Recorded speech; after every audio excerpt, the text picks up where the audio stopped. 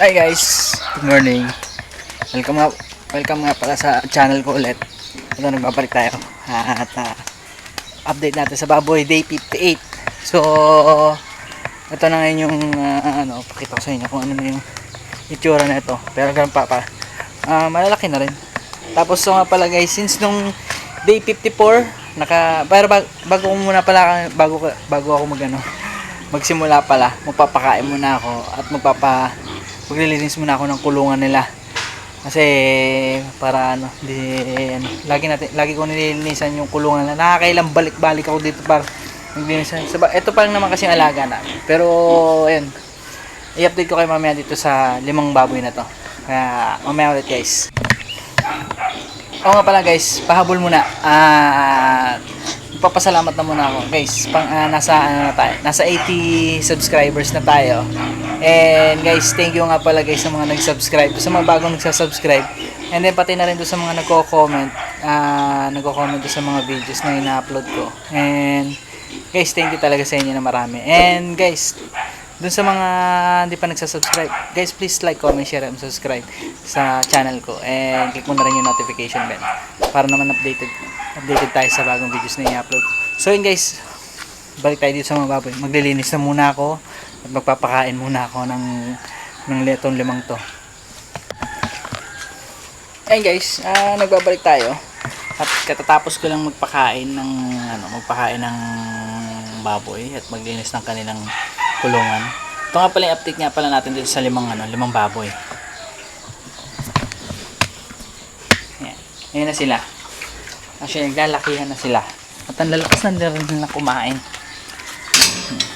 Yan yung update nila. Ito. Yan.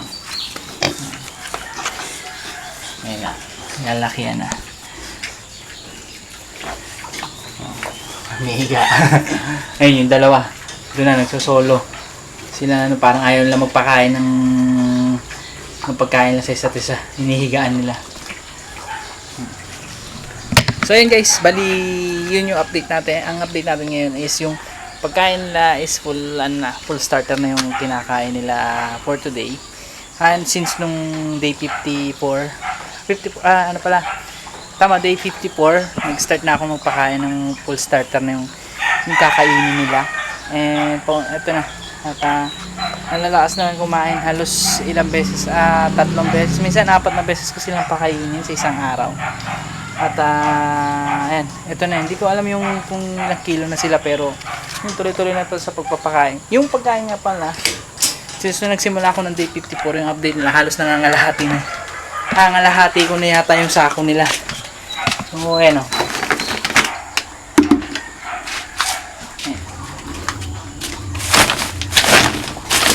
Halos dito na yung level ng pagkain nila.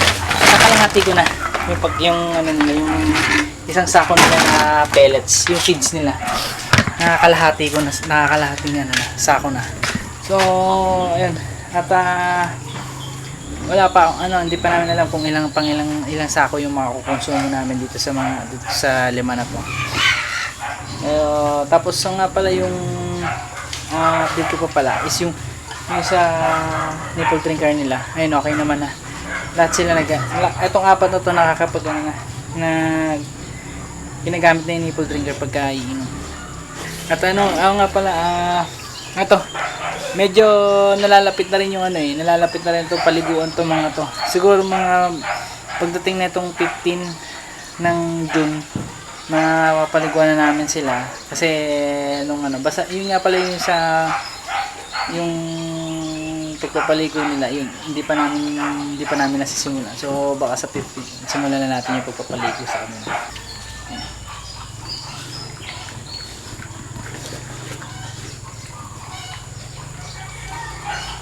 Ayan, naglalakihan na, ang lakas pang kumain. Pero ayun, yung isang itim nagsosolo na kasi kanina inaaway siya kanina eh.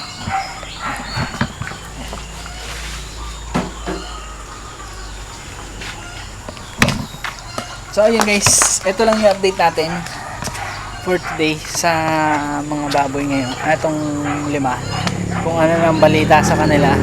And nga pala guys, Yun ulit, thank you nga pala ulit dun sa mga nag-subscribe. And ulit ko, thank you dun sa mga nag-subscribe. And nasa 80 subscribers na tayo. At konti na lang, ma-reach na natin yung 100. Ito nga pala yung area nung ano nga pala. Area nung pinagkakatirikan nung itong mga piggery. At ganito siya kalaki.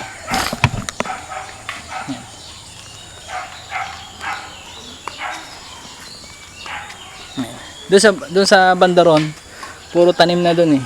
May tanim na ng ano, tanim ng talong, saluyot, papaya, mga ano na, mga dito, mga sagingan, halos marami dito eh, sa area na to. Yan. Tapos talbos pa pala ng kamote.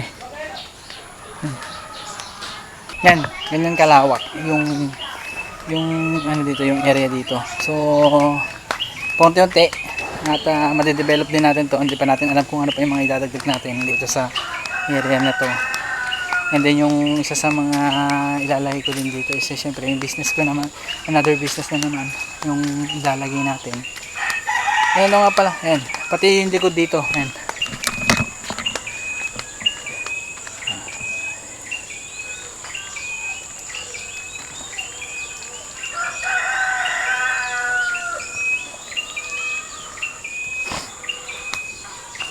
Ayan, may nag-iwan pa ng ano, may naglimlim na naman ng ano, ng itlog sa itik.